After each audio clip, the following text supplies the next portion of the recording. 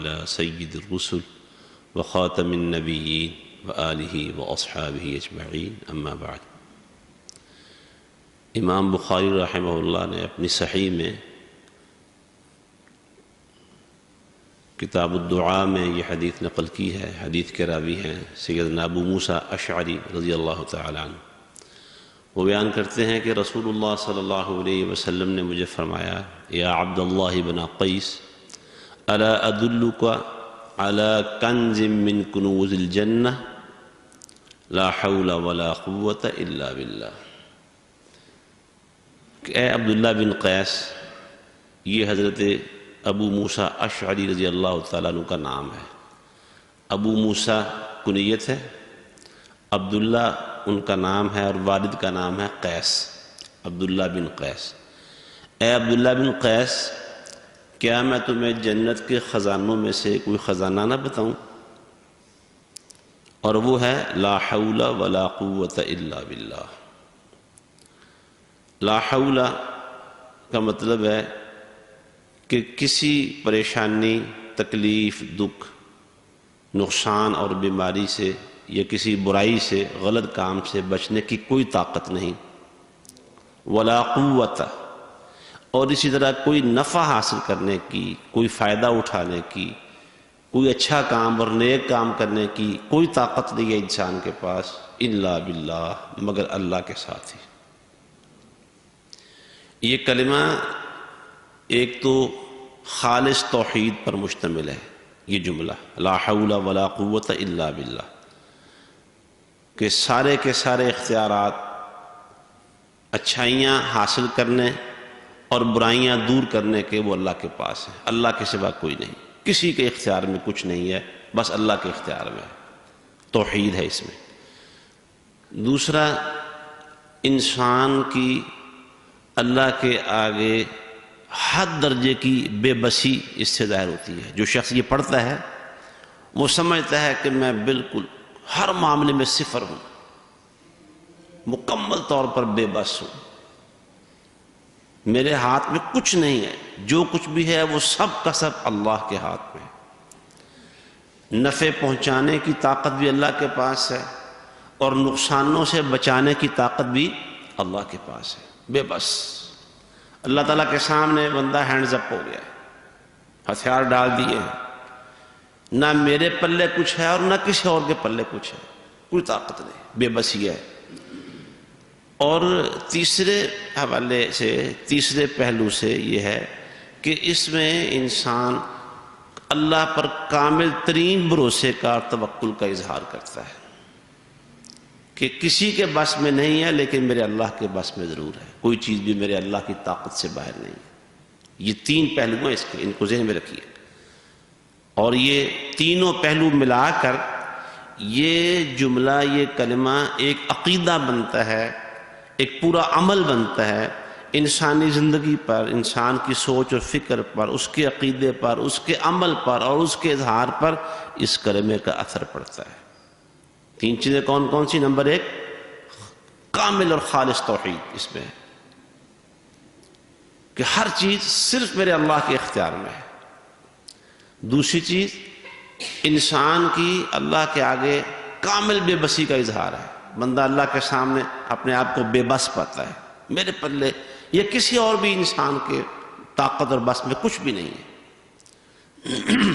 اور تیسرے والے سے اللہ پر بندے کے بھروسے، اعتماد اور توکل کا اظہار ہے، اور اللہ کا وعدہ ہے وَمَن يَتَوَكَّلْ عَلَى اللَّهِ فَهُوَ حَسْبُهُ، جو شخص اللہ پہ بھروسہ کرتا ہے اللہ اسے کافی ہو جاتا ہے، اور اس میں اللہ پر بھروسہ ہے۔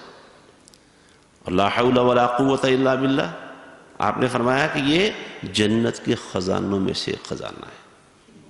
جو شخص اپنا عقیدہ اس کے مطابق بنا لیتا ہے، اپنا طرز عمل اور زندگی اس کے مطابق کر لیتا ہے، گویا اس کے ہاتھ میں جنت کا ایک خزانہ آ گیا ہے۔ لہذا اس کلمے کو کثرت کے ساتھ، نبی کریم صلی اللہ علیہ وسلم نے کوئی تعداد نہیں بتائی، بغیر کسی حساب کے، گنتی کے، شمار کے، یہ کلمہ کثرت کے ساتھ پڑھنا چاہیے۔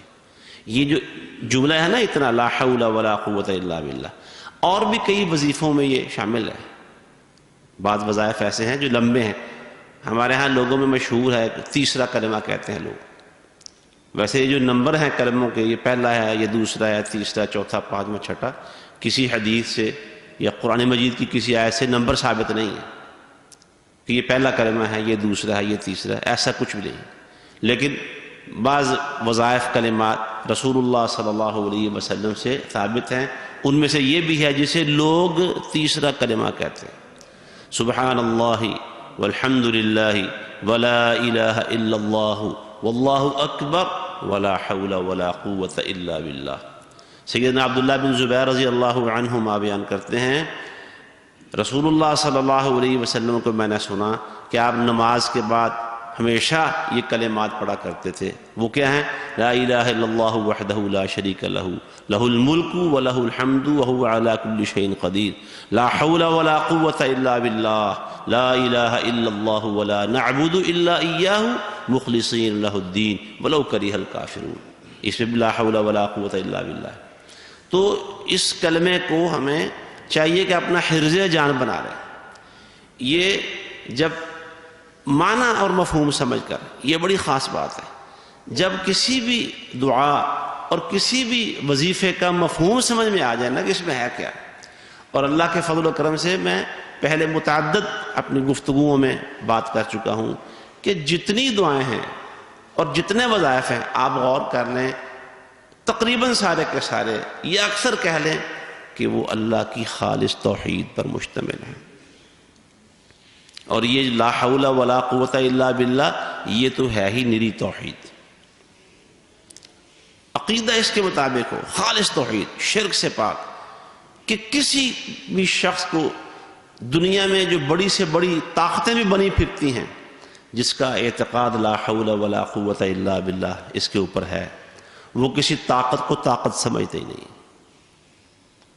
اللہ تعالیٰ کی طاقت کے آگے کون ہو سکتا ہے جس کو طاقت کہا جا سکتا ہو؟ کوئی طاقت نہیں۔ یہ کلمہ جس کے دل اور دماغ میں بیٹھ گیا، دل کی گہرائیوں میں اتر گیا، اور یہ کلمہ جس کا عقیدہ اور عمل بن گیا، وہ اللہ کے بعد کسی کو طاقت سمجھتا ہی نہیں۔ اور جب اللہ کے بعد کسی کو طاقت نہیں سمجھتا ہوگا تو اس سے ڈرے گا؟ وہ نہیں ڈرے گا۔ اللہ ہمیں یہ عقیدہ، یہ ایمان اور یقین نصیب فرما دے اس کلمے اور اس وظیفے کی برکت سے۔ اور پھر اللہ کے سامنے اپنی بے بسی، اللہ تیرے سامنے ہر کوئی میرے سمیت یہ بے بس ہے، اللہ تعالیٰ کا حکم آ جائے، اللہ کی تقدیر ہو، اللہ کے فیصلے ہوں، اس کے سامنے انسانی تدبیریں بے بس ہو جاتی ہیں، ختم ہو جاتی ہیں، کامل بے بسی اللہ کے آگے۔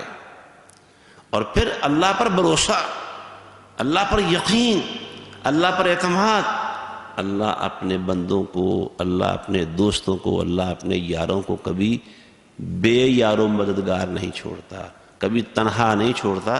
اللہ کی یہ سنت ہی نہیں ہے، اللہ کی یہ ریت ہی نہیں ہے۔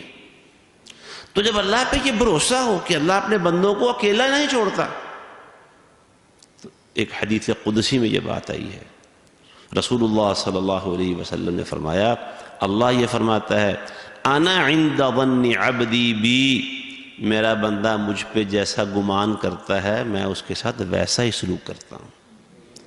جب یقین یہ ہو، اس کلمے کا ورد اور وظیفہ کرتے کرتے یہ یقین بن جائے کہ اللہ اپنے بندوں کی مدد کرتا ہے، اللہ کبھی اپنے بندوں کو بے یار و مددگار نہیں چھوڑتا۔ بندہ بے وفا ہو سکتا ہے، اللہ کبھی بے وفائی نہیں کرتا۔ وَمَنْ أَوْفَى بِعَهْدِهِ مِنَ اللَّهِ، اللہ سے بڑھ کر کوئی بھی اپنے وعدے کی وفا کرنے والا نہیں۔ جب یہ صورتحال ہو انسان کے اعتماد کی، توکل اور اللہ پر بھروسے کی، تو پھر اللہ بھی اس کے ساتھ ویسا ہو جاتا ہے۔ تو اللہ ہمیں اس کلمے اور اس وظیفے کے ساتھ ایسا تعلق نصیب فرما دے کہ یہ کلمہ ہمارا عقیدہ بن جائے، یہ کلمہ ہمارا عمل بن جائے، یہ کلمہ ہماری سوچ اور فکر میں رچ بس جائے، تاکہ دنیا کے جو بڑے بڑے مسائل، بڑی بڑی مصیبتیں اور مصیبتوں کے بڑے بڑے طوفان آتے ہیں، وہ بھی انسان کے سامنے کمزور ہو جائیں، اور اس کلمے کی بدولت اللہ جنت کا داخلہ نصیب فرما دے۔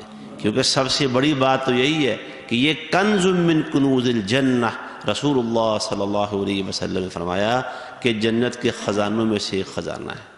اللہ ہمیں اس خزانے کے ساتھ تعلق نصیب فرمائے۔ اقول قولی ھذا واستغفر اللہ لی ولکم ولسائر المسلمین وآخر دعوانا ان الحمد للہ رب العالمین۔